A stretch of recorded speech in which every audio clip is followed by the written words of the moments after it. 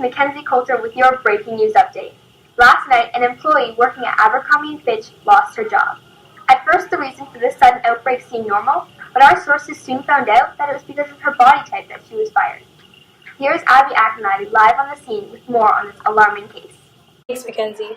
Who knew that companies were treating their employees so poorly based on something as superficial as their body image? I'm here at the Oakville Place Mall, which is where this Abercrombie & Fitch is located. Not only was Susan released from her job because of her bigger body size, but she was fired in front of the entire store. A new manager was recently hired and almost immediately changed the store rules and routines. It took only 3 days for Susan to be fired from her job. At the time, Susan was not earning a lot of money and was working to support herself. Her family and friends were outraged by the manager's lack of respect. We've reached out to Susan but have not yet received a reply. I'm here with Kobe Antwi, the dietitian, who will give us some insight on Susan's situation. What more can you tell us? Hi, Abby. Susan is one of my clients, and you'd be surprised about how much the media doesn't know about her. Susan is a very healthy, active, and fit person. She unfortunately suffers from a rare disease called hypothyroidism.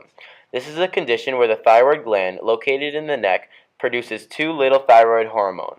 This causes the metabolism to slow down, which makes her gain weight very rapidly. Why do you think the manager chose to fire Susan? It's hard to say, but lately in the media, brands are focusing on their image and how they're presenting themselves. When the manager saw Susan, he likely assumed that would negatively impact Abercrombie's image, even though the past manager said that she was very committed to her work. So is it really impossible for Susan to change the way that she looks, even by changing her eating habits? Susan has been offered many bariatric surgeries to help her lose weight, but she refuses, telling me that she likes herself just the way she is. Thanks, Dr. Antwi. Go. Now joining me is Bill Lang, the new manager of Abercrombie & Fitch, and the one who let down poor Susan.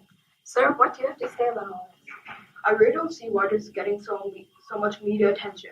I felt that Susan was a good representation of the A&F brand, and I no longer needed her service.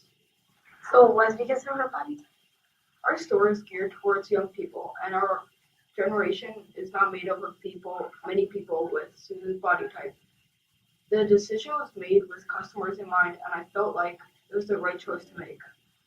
Well, thank you for your side of the story, Bill.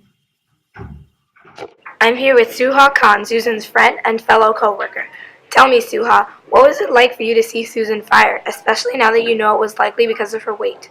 I think it's extremely unfair that people like Susan are being treated this way. It's been stressful for her and her family because she no longer has the means to support herself, financially or emotionally. Where will you go from here? Right now, I'm just trying to be a good friend. I'm planning on resigning soon. I feel like it's just too hard to work in a place where people are so quickly judged based on their appearance. Thanks, Suha. That's very touching. Back to you, Mackenzie.